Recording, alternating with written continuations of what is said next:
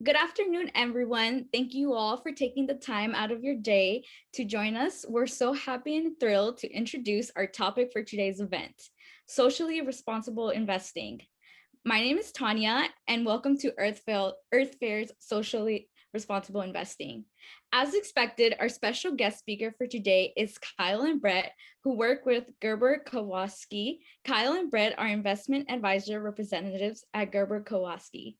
Both of them grew an interest in investing at an early age, and now here they are ready to give us all their knowledge on investing. So today, Kyle and Brett will be discussing how to socially be responsible with investing. And then it will be followed with a Q&A where you have the opportunity to ask Kyle and Brett any questions. So if you have any questions, feel free to use the Q&A function at the bottom of the screen at any point of the presentation. Questions will be answered at the end. Also, there is a live transcript available down below as well. All you have to do is just click on show subtitle and it should work.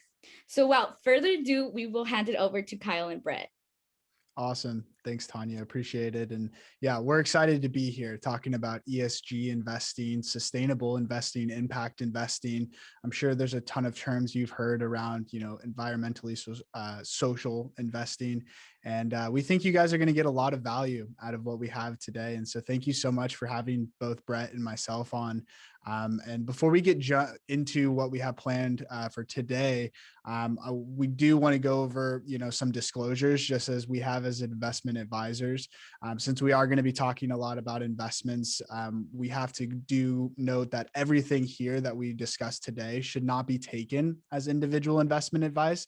And you should always consult with an investment professional before you make any personal investment decisions. Yeah, and we may even talk about stocks that we own personally, our family or clients have positions in. So it really is important that you guys do talk to any licensed professional, whether it's us, we have a ton of advisors here at the firm, or someone else before investing. So before explaining a little bit about GK, I'll give you a little bit of my personal background. Like she mentioned, I started investing really young. I was actually 14 in high school when I kind of discovered what the stock market was from a teacher of mine and really fell in love with it, trading, investing, financial literacy as a whole, and ended up posting everything that I was doing online. And it was a really exciting time. And I wanted to also help people and not just kind of push dollars around. So I was investing in a lot of healthcare companies and biotech companies. It led me to some really cool places. I opened up a subscription-based blog that ended up growing to over 6,000 people that I was charging a subscription fee for, and led me to some really cool places like Business Insider's 20 or 20 of finance. It featured in the Wall Street Journal, and we still do a lot of that media coverage on different media outlets like CNBC, Reuters, and other places. Now I direct the Get Invested program here at Gerber Kawasaki, and it's really just focused on young individuals, getting you guys started with investing. And so, Kyle, why don't you give a little bit of your background and what actually it means to invest in your values? Yeah, absolutely. And thanks, Brett. So before becoming an investment advisor and working here at Gerber Kawasaki with Brett, I actually had some experience in the venture capital space, private investment space. I got a great chance to work with a lot of prominent investors and mentors like Lance Helford and Paul Orfila, who's the founder of Kinko's printing company, and eventually sold his business to FedEx. And prior to that, I actually was born and raised in Sacramento, California. And both my parents, provided me an amazing opportunity to be able to attend Jesuit High School in Carmichael, California, during my adolescent years, and really, as well as attending Loyola Marymount University, local here in Los Angeles. And both of those universities, those Jesuit universities, are incredibly value-driven, right? Institutions just in general, where their philosophies and core values are essential to ensuring really a holistic approach in their education practices. And this is the same philosophy that can be implemented in business practices as well, right? Investing in personal finances at a micro level. For example, CSUN, if you just look at your guys' mission statement that you have, right, you have stuff like committing to teaching and scholarship and active learning, commitment to excellence, respect for all people, alliances with the community, encouraging of innovation and experimentation and creativity, right? These are incredible values that you guys have as an institution. And not only should you implement this, right, these actions inside of your everyday lives and communities overall, but you should also implement them to a certain extent in your personal finances and investments. And so there are actually a lot of clients here at Gerber Kawasaki that ask for these customized portfolios and financial plans to invest in socially responsible companies that are crafted around things like charitable giving, providing sustainable solutions and money management for a lot of nonprofits as well. And honestly, that's one of the major reasons as well. I joined Gerber Kawasaki, and I'm sure Brett has something similar that drew him. The fact that we invest in these sustainable options here at our firm, which is incredible. Most institutions don't provide that type of customization for individuals. So Brett, why don't you go a little bit more as well into our firm as and kind of the numbers? Yeah, you really hit the nail on the head there. We're not all about dollars and cents here at GK.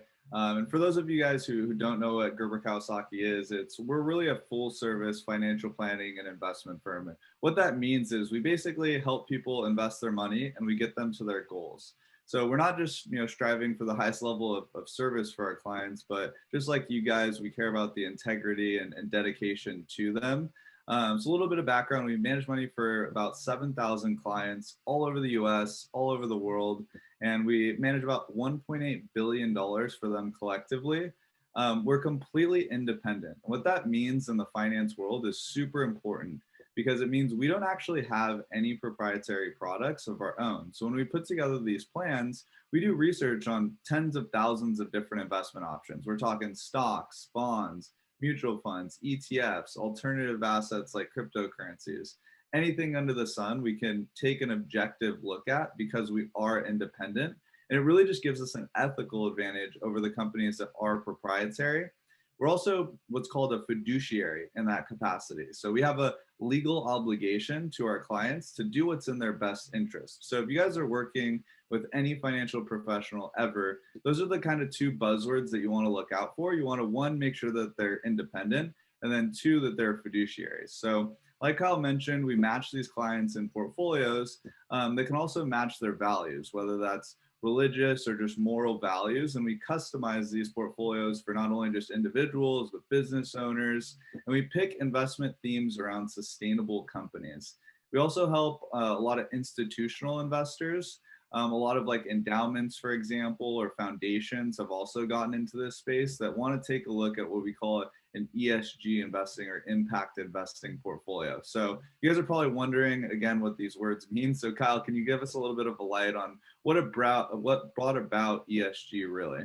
Yeah. And so before we get into the term ESG, right, before that, it was basically known as socially responsible investing. Another kind of buzzword or term you'll hear about is SRI, which started actually back in the 1970s prior to the term ESG investing. And a lot of investors kind of used negative screening methods to exclude investments such as guns, tobacco, gambling, adult entertainment, right? And a lot of these other vices that we have. And traditionally, investing in these stocks has been, thought of as a bad or immoral kind of way to invest in portfolios. And that's what kind of Brett was talking about with having a portfolio that is investing more than just a dollars and cents perspective, but also makes practical sense as well for sustainability and business practices. And so you've seen this massive shift just in themes in general to this ESG lens that we're going to talk about today.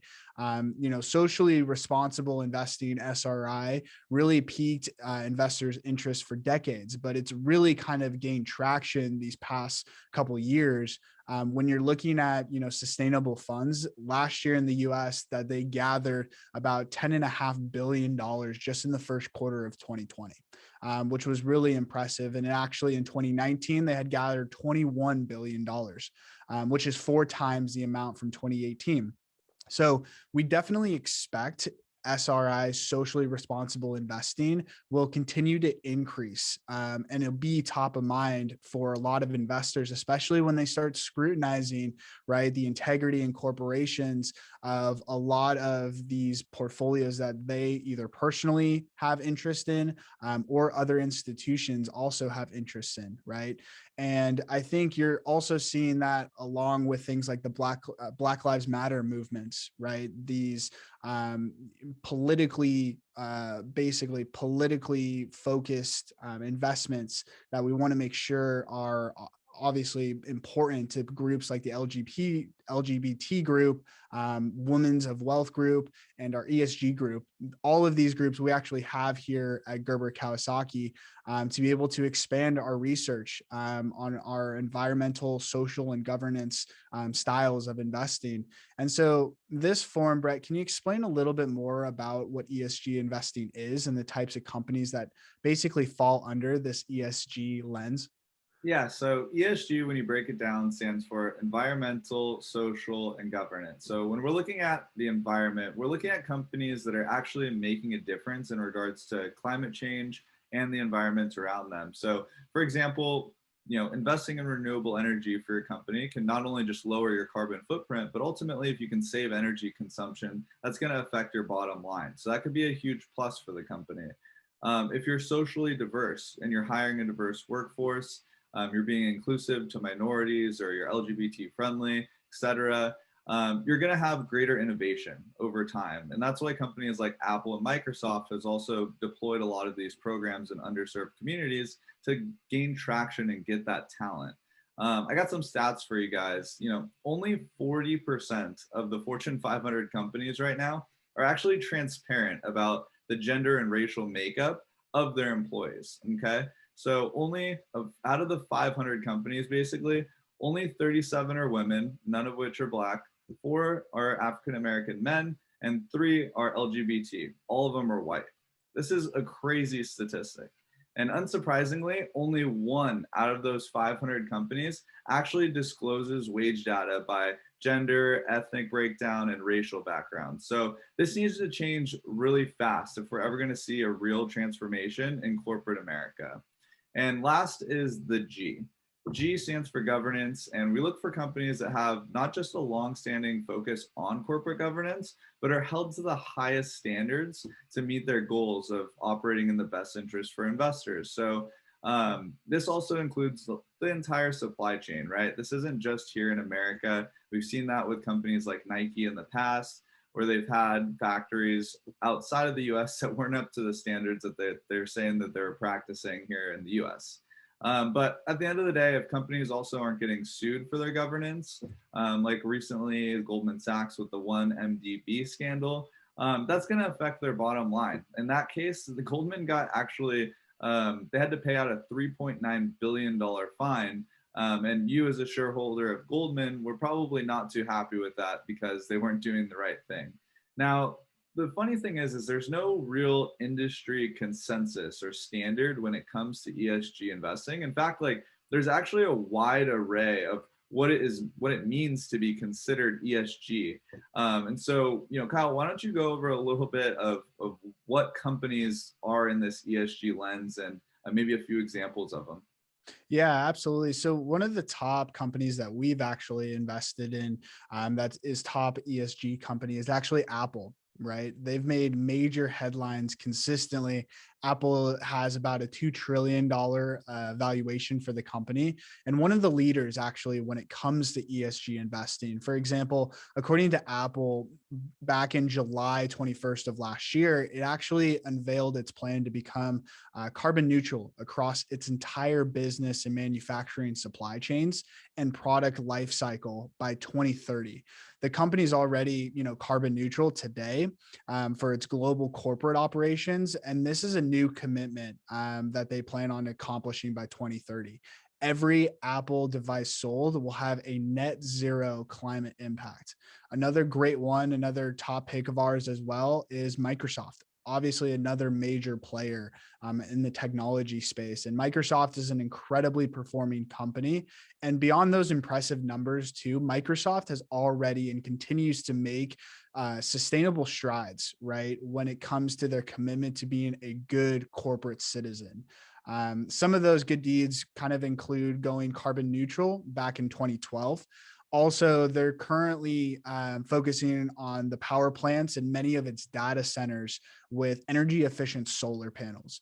Furthermore, they're really boosting digital skills of underdeserved youth and minority populations, as well as it's starting to elevate the affordable housing crisis near its headquarters.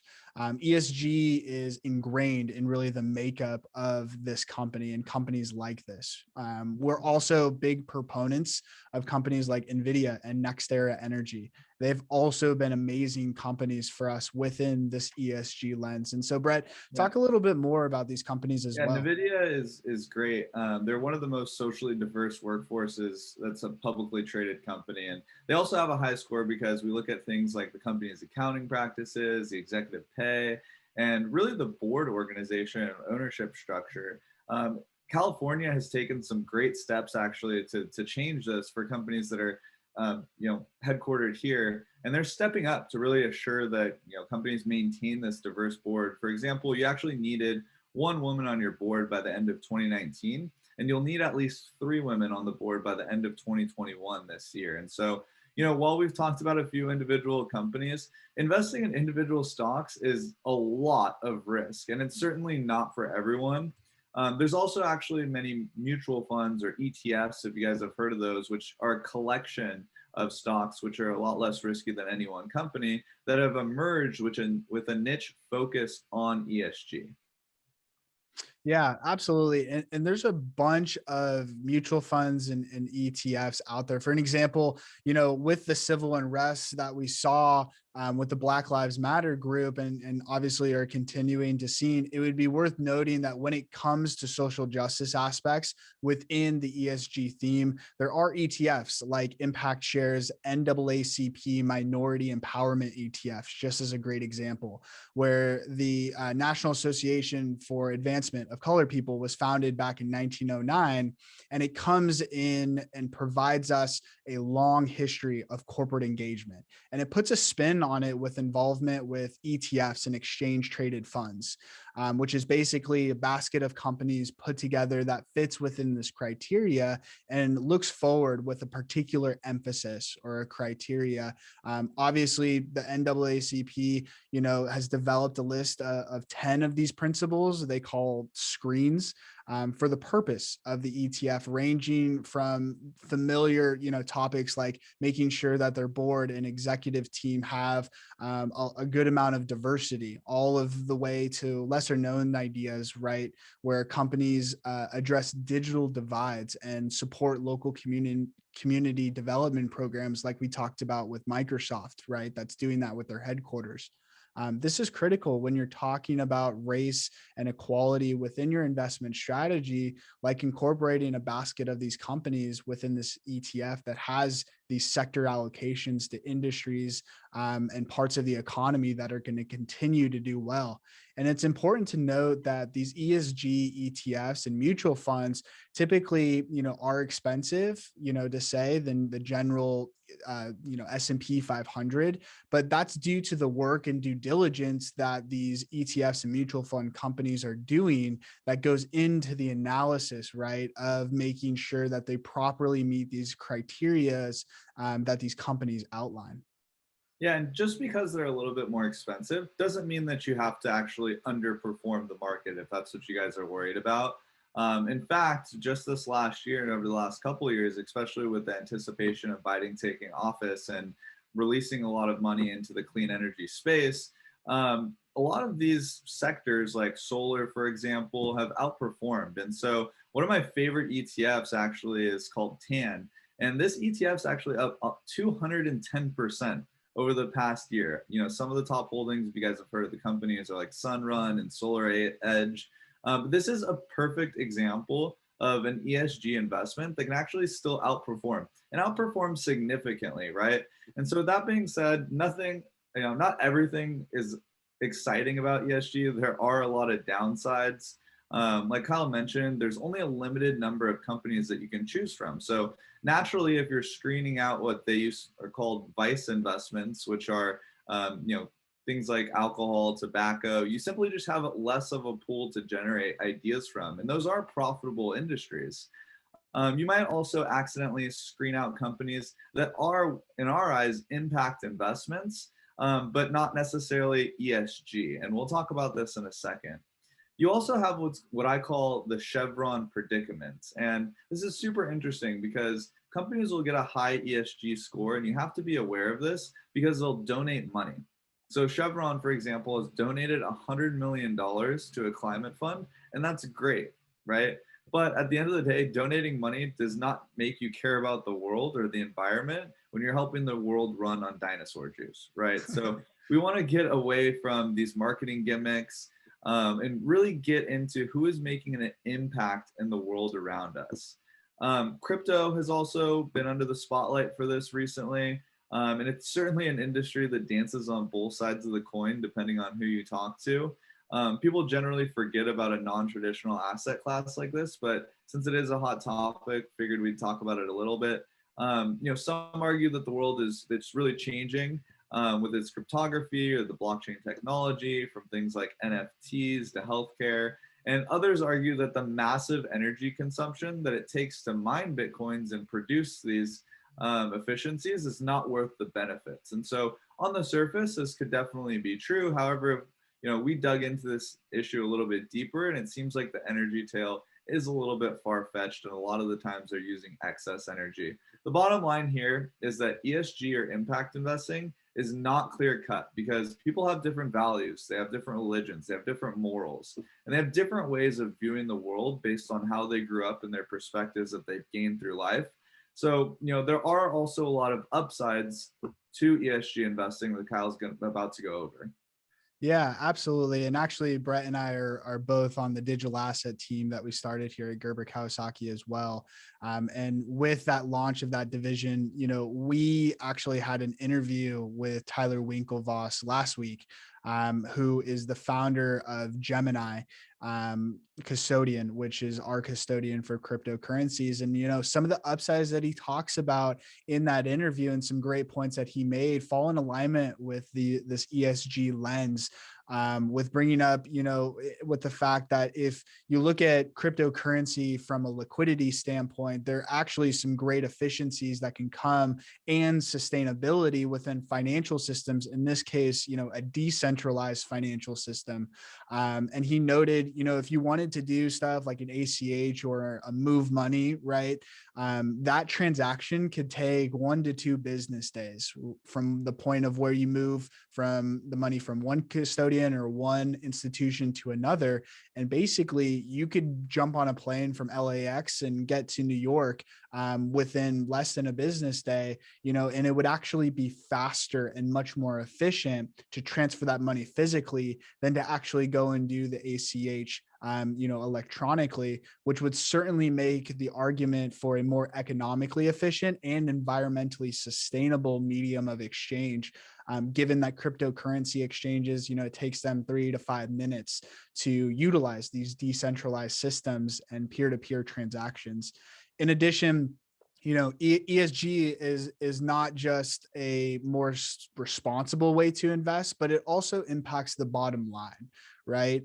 So if you look at what we've been seeing with the amount of fundamental shifts to ESG investing, there's been an estimated about $20 trillion in assets under management around the world that are professionally managed, that have this ESG lens and that have been focused towards that.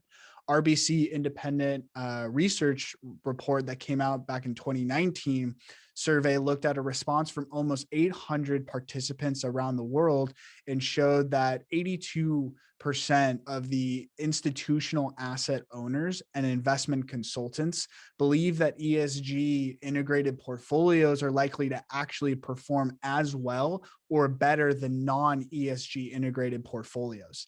Just to continue to back up the research here, I mean, according to another report by HSBC Holdings, 2/3 of institutional investors are and nearly 50% of companies already have some form of ESG policy in place. And we're just continuing to see more and more, institutions adopting this. And actually, it's gotten to a point where there's been contentions on whether or not they should continue. There was a piece of legislation that actually came back out in the summer of last year in June that was a proposal to require retirement plan fiduciaries to choose an investment that was based solely on financial considerations. And this was an attempt to slow ESG investing. And there's about $10.7 trillion in private pension plans. When that proposal was brought to the table, almost 95% of the comments on the Labor Department's proposal for this ESG rule ended up opposing it.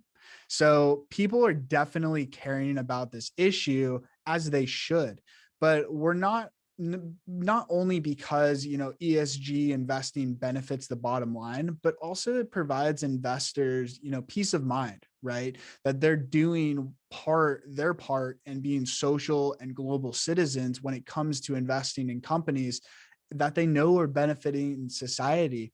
And the data definitely suggests that that's a popular trend because we expect this trend to continue. There was a study done in 2006 with the younger generation through a company called Cone Millennial Case Study that showed that millennials are actually more likely to trust a company or purchase a company's products when the company has a reputation of being socially or environmentally responsible. Half of those people that were surveyed are more than likely to actually turn down a product or service from a company that's perceived to be socially or environmentally irresponsible. And there are ways to make sure that your investments also fall in line with this philosophy, right? And so with for most of our clients here at our firm, we understand that. We go through the annual reports, this ESG scores that we're talking about, and we take, a very, very close look at what these categorizations are to make sure we don't fall into things like the Chevron dilemma that Brett was talking about, right? And that's why we look at it from an impact investing, not just an ESG lens, but also how this actually creates steps to invest in these great companies for a return standpoint, as well as a moral peace of mind and perspective. And so with that, Brett, there are many individuals I'm sure thinking, what's the difference between things then like ESG and impact investing? Yeah, so when we boil down impact investing and what it means to us, this is what I came up with. And it's really improving people's lives through successful investing. So understanding the changing tides in government policy, environmental concerns, social expectations, they can all be a key driver for investment outcomes. So sustainability really is a natural ally in our long-term investment horizon and research.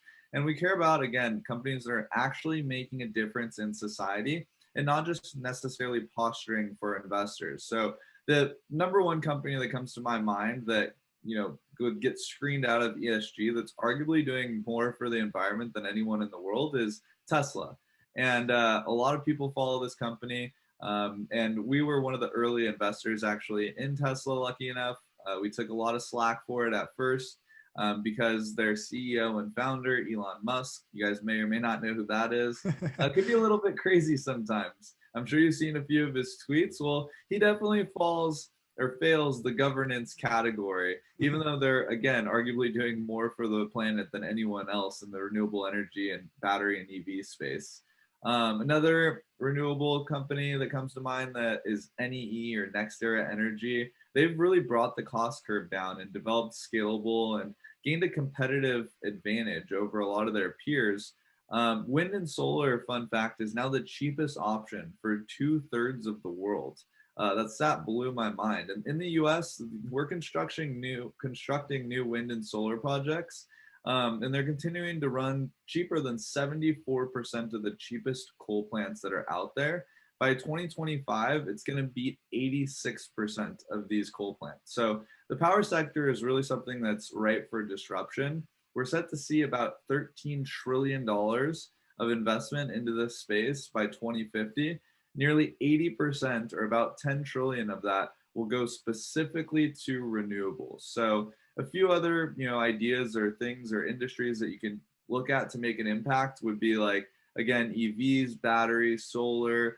You can look at the cybersecurity space, like Visa and MasterCard are helping a lot of individuals, or sustainable chemicals even. There's actually, by 2022, hopefully going to be a new fully recyclable plastic that's expected to replace a lot of the traditional plastic that we use now. So with that being said, we do want to get to the Q&A part of our webinar. I believe we do have a few questions submitted, but Kyle, do you want to start with some? Yeah, I think, let me see here. Someone submitted one. So Brett, I'll let you answer this one. Are you seeing a lot of other schools or universities looking at ESG for things like their endowment? Not a lot of people, know that school endowments actually allocate a ton of capital into things like oil and gas investment companies. What are your thoughts on this? Yeah, it's becoming larger and larger. I mean, me and Kyle both went to Loyola Marymount, which is here in West LA as well. They actually have an entire divest LMU movement and group that they've formed on campus specifically to lobby against the endowment investing in oil and gas companies. And it's not something that you can just unwind overnight. That's not how these things work. But it's certainly something that's becoming more and more in the lens. And a lot of people don't know that your guys' university, a lot of them have hundreds of millions of dollars in these endowments that are paying for not only just scholarships, but for the buildings on campus, supporting staff, and ultimately growing that to invest back into the community. And so if you guys truly do want to look at some of the major players in the investment field, the schools are one of the major ones. So it's important that you guys, look at yourselves and say, are we truly living out the values that we're pushing out to students? And it's certainly something to look at. Yeah, definitely. And I think a great example of that as well is I think Harvard and Yale both have these, endowment pushes as well to change their investment philosophies with how they were funding these programs. So it's not just, the private institutions or the local state schools. These are some of the biggest players in the university, the top 10 schools in the country and in the world. So it's definitely something to think about. Let's see. Brett, do you got any that came through that you want to? Yeah. Do you invest within a religious criteria? That's a great question. I can actually answer that. So yes, we actually do invest. I'll give you an example. A lot of investors that we have an Islamic criteria, and we have advisors here that can provide great recommendations that can accommodate Islamic and religion criterias and requirements. There has been some other great ones that also are fit around things like Sharia law as well. And I know that there's a lot of, limitations when it comes to that. So that's really important with your investment philosophy. If you're thinking about getting into, ESG investing, but also fitting within, your upbringing and obviously religion that you want to abide by. So there's more than definitely amazing opportunities. I know that there's an Amana funds that you can look at as well for Islamic religion that fit within, that type of upbringing so that you can stay with your investments within those principles. So let's see here. Another question that I know we always get is like, let's say I'm new to ESG investing or investing in general. Like, how do I get started, right? Like, what's the easiest way to get started? Yeah, that's a great question. The first and foremost is making sure it fits within your overall goals, right? So a lot of you guys are new to investing. Either you're doing it while you're in college, or when you graduate from college, what to do. So I think that's where it kind of starts, is figuring out your personal finances and putting together a plan that fits in alignment with your goals. Once you have that really situated, then looking at the investments and saying, okay, well, my portfolio, I'm planning to buy a house in the next couple of years, or I plan to retire. How do I, construct my portfolio or my investments around those goals and the timeframes that you're looking to do that? And then, outside of that, more specific questions, make sure you talk with a professional. Brett and I are happy to be a resource for you guys. And because, you're part of this webinar, we're able to provide a free initial consultation for anyone that's interested in talking about your guys' goals and making sure you have a cohesive plan, and building the right fundamentals for your future moving forward. Yeah, and I do want to stress the importance of that. Like, a lot of wealth management firms will not talk to anyone unless they have like $250,000, $500,000. And we really designed this to democratize financial advice. We don't have any investment minimum. So I believe that we had like a landing page or something that we'll post. Maybe we can throw it in the chat box or something, that'll allow you guys to essentially book a time if you did want to discuss your specific situation in more detail. Awesome. Kind of had a question I wanted to ask for you, Sure. Kyle. Yeah. I wanted to ask, are the returns from socially responsible investments, are they usually lower than like your traditional investments? Has that, increased over the past year since it is becoming more popular? What should a student expect their returns to look like if they're gonna, want to be investing in SRI companies? Yeah, that's a great question. So that's actually a big misnomer, right? A lot of people think that, oh, if I get into socially responsible investing, my portfolios are going to lag.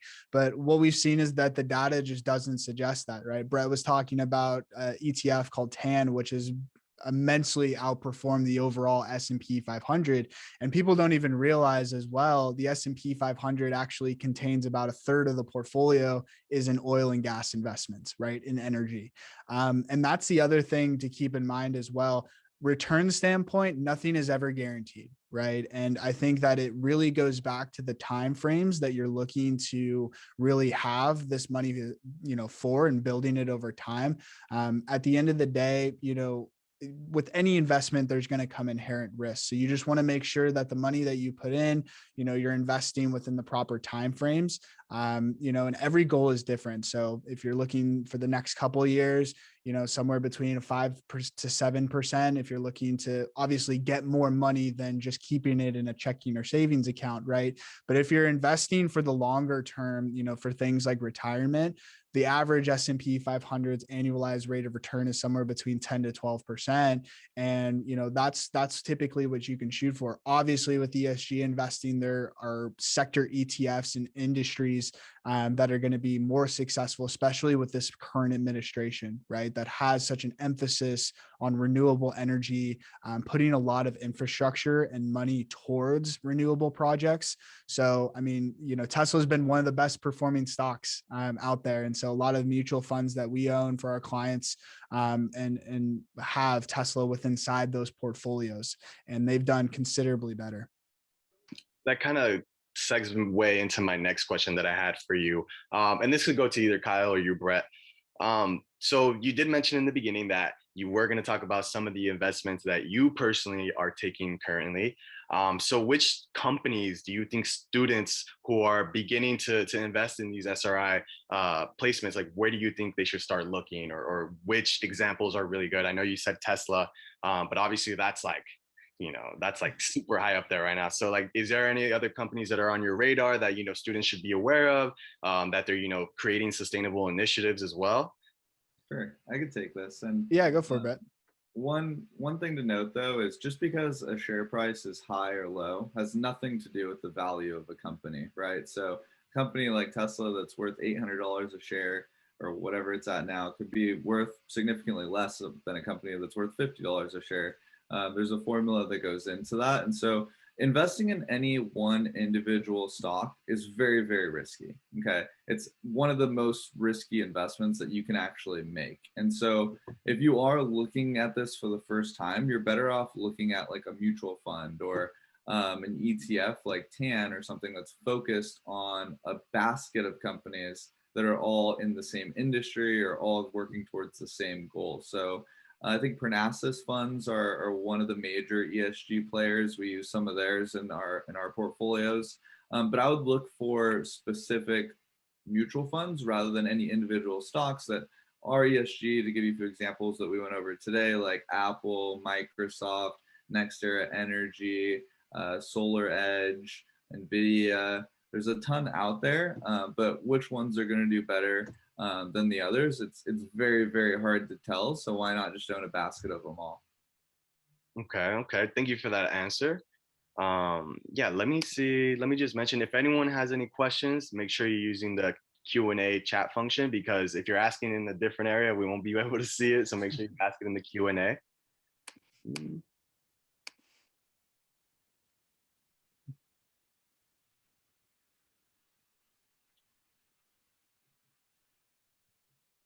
I think we can give a minute for these students to come up with some of their questions as they might still be thinking about something to ask.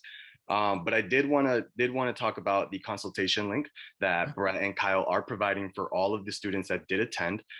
So pretty much we have a special surprise for you. Anyone interested in a free consultation after the webinar, you can book a time with Kyle and Brett, and they're from Gerber Kawasaki. So they're great financial advisors looking to make sure that your investments are great. They will sit down for you for free for 30 to 45 minutes and help you create or review a financial plan. And then just in case, I will actually leave the link in the chat just so that you guys can record it and then keep it for yourselves. But we actually do have a question. So this one comes from Anonymous. Is there an ESG mutual fund?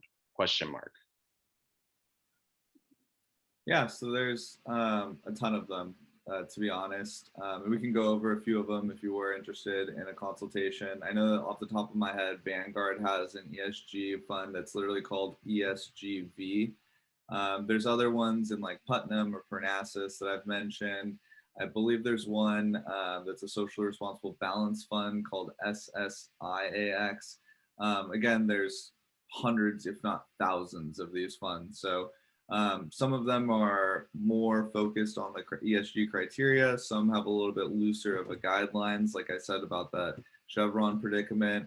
And so that's part of our job is we sit down with these actual portfolio managers of the funds to dissect what they're doing and what they're actually saying, and if that follows through with the returns and the investments that they're making in the portfolio.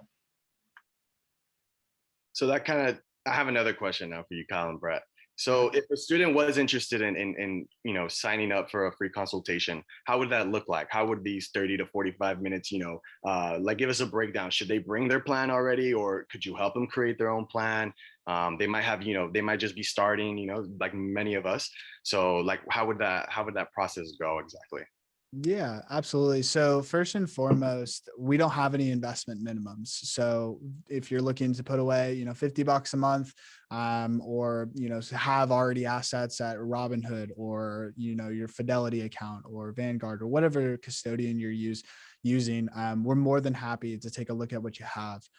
A lot of, our Get Invested program that we have here are college students as well that have either gone to other universities, currently still in school. And so we'll start at your level. If you already have a plan, we'll talk about it and make sure that we take you to the next level and making sure you can reach your goals, right? Because we have a ton of investment experience and financial planning experience. And so we just want to make sure that A, your investments are in alignment with your financial goals, and B, it's obviously in your best interest as fiduciaries that we are. And then more importantly, let's say that you don't have a plan, but just want to get started and want to talk with someone on what the best strategy is, once I graduate, or if I'm working an on-campus job, have a little extra money, right? What does that look like? That's what we're here to be a resource for, and to be able to bring up a lot of this education surrounding finances, financial planning, to put you in the best position possible. Okay, so if a student is interested in creating this plan, how much do you think they should have as a budget for a foundation? You know what I mean? Yeah, so most students, it's hard because it obviously depends on their income, right? If they have a part-time job, a work study job, building a plan off of that, and obviously your fixed expenses, right? How much you're actually spending, and then more importantly, let's say that you're in your last year, right, at CSUN, and you plan on having a full-time job. What does that projected look like? What does that plan projected look out? What would that be like? What is your initial contract that you have with your company, annual salary, things like that. Everything is highly customized to what you're trying to do as an individual, and then putting numbers, crunching some numbers for you to determine how on track are we are to buying a house in the next 5 to 7 years, right? How on track are we looking for retirement? Full disclosure, when I was a student at LMU, my very first investment was actually putting money inside a Roth IRA. And just putting away a couple $100 that I was getting from my work study job. And that's obviously paid off immensely for me from back when I started it. And I'll tell this personal anecdote as well. Brett was the first person that actually got me interested in what the stock market was. So as long as you can start it from an early age, your greatest asset is time. Yeah. And that's the best plan, is starting today rather than waiting. Yeah, time will always beat money, as they say. Yep, time is money. You're right. Time is money. And so that was leading up to my next question. I wanted to, motivate our students and give them a little inspiration on that. There's more out there than just like, working a 9 to 5, you know what I mean? So what are your wins? Can you explain some of your W's and some of your losses, in the stock market? Because obviously there are the big wins and there are, some risks, like you said. Can you share some of those personal moments, just to kind of provide like a learning experience for students to kind of just, maybe not make the same mistakes you did?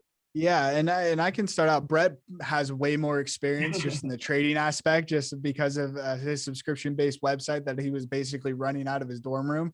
Yeah, I mean, like I said, I learned from Brett while I was at LMU. I started with a basic investment account that I was putting a couple $100 away every single month after my work study paycheck came in, and that has I picked a mutual fund and I think one other ETF at the time. And then as I accumulated more and more assets, the investment philosophy obviously started to get more sophisticated. And then where it's at today, I'm so happy that I started it back when I did, because like we talked about, your greatest asset is time. That's why Warren Buffett is one of the most famous investors in the world. His holding period is his entire lifetime.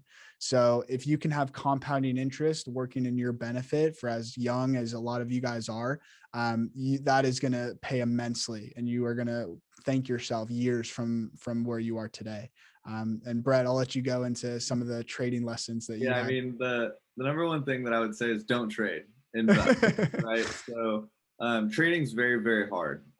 90+% of traders lose money, and you're competing against some of the smartest and well-resourced people in the world in an environment that not a lot of people understand electronically. Like Robinhood, for example, people don't understand that that is not free. When you're clicking trade, there's actually hedge funds and people that are paying for that data and trading directly against you. And so when you have any one trade, it's very, very hard to make money. It's almost like speculating or gambling, right? So let's get away from that and more about investing. And investing, like Kyle said, kind of that Warren Buffett approach, where we want to find great companies that are growing over the time, right? Like everyone's using an iPhone, right? Apple sells a lot of iPhones. That's a lot of cash. Probably going to still sell a lot of iPhones moving forward. Buy Apple, hold it, right? You just hold it. And if you pick these great companies instead of any run-of-the-mill speculation, what you're going to find is over time that compounding makes great changes in your life, and it allows you to basically buy freedom, is what it comes down to. And that freedom allows you to do what you want, spend time with the people that you want, and ultimately give back to the places and communities that you want as well, if you so choose to. So I have crazy trading stories where I've blown up accounts overnight in college, and I've also have crazy stories where I've made a bunch on biotech companies overnight, and gone to Europe and traveled and done all that stuff. But at the end of the day, it really comes down to just buying great companies and holding them for the long term is going to be your greatest probability of success. And that goes into me saying now, what are some indicators or what are some resources that students could use to discover these, these new and companies that are going to be here forever in a sense? Like, do we look at 10Ks, financial reports? What do we look at? Like, where should we start looking? It's a good question. I can also take this one. So look at the world around you. Start there, right? We talk to a lot of kids, believe it or not, right? Like a lot of our themes are investments in the future. So we talk to like video games, right? For example, like I love video games. I've played them my entire life, but if you asked me what Roblox was right now, I couldn't tell you.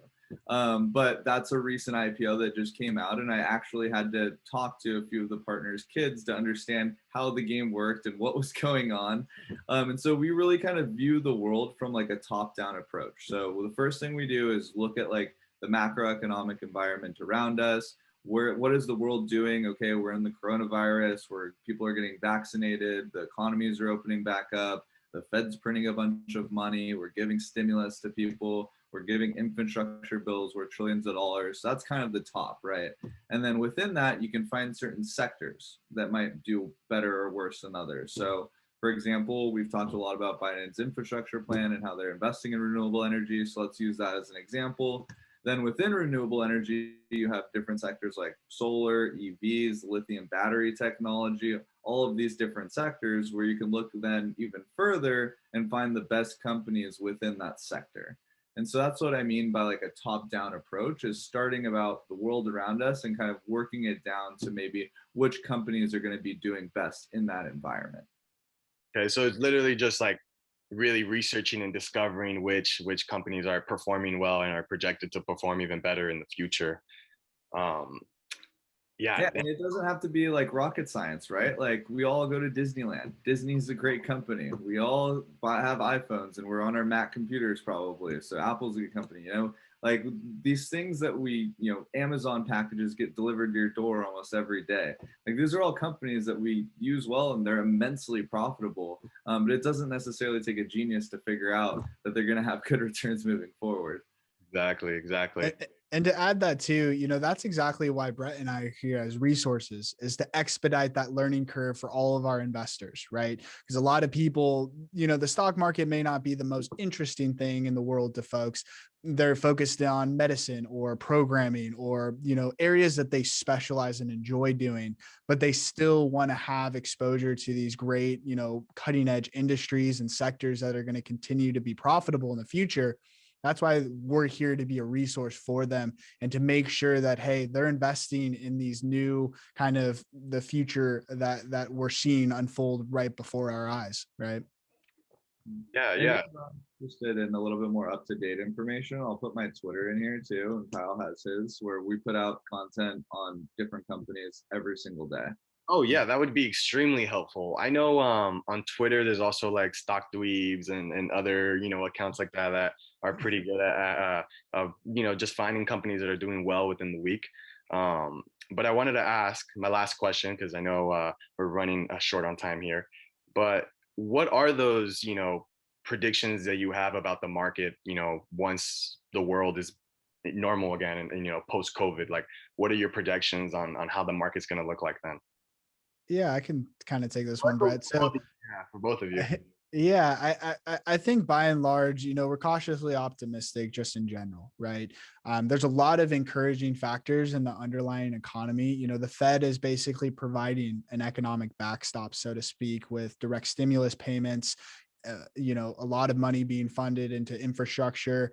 And I think overall the economy is improving. Vaccination rates are at all-time highs. Cases are at all-time lows. And I think by and large, as the economy will continue to open, the economy, the markets in general, I think are going to continue to improve moving forward.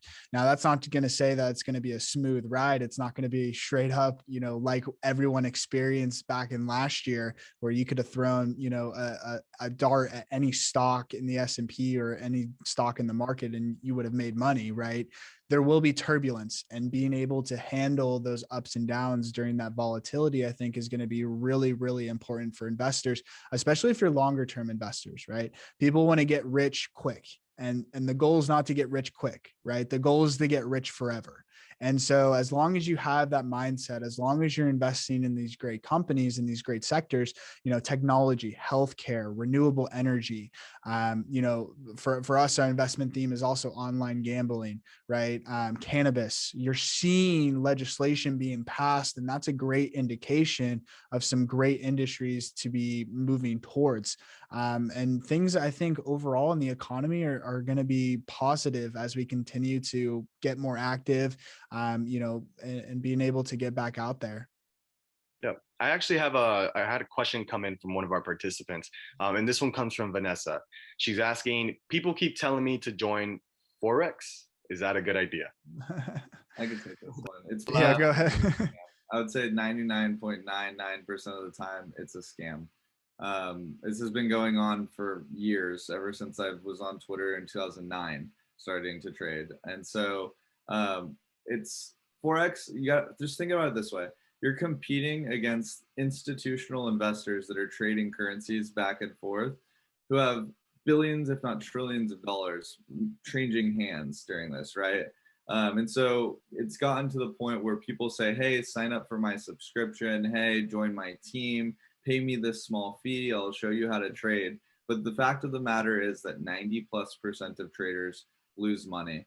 And there's a lot of hiccups and predicaments that you have to deal with.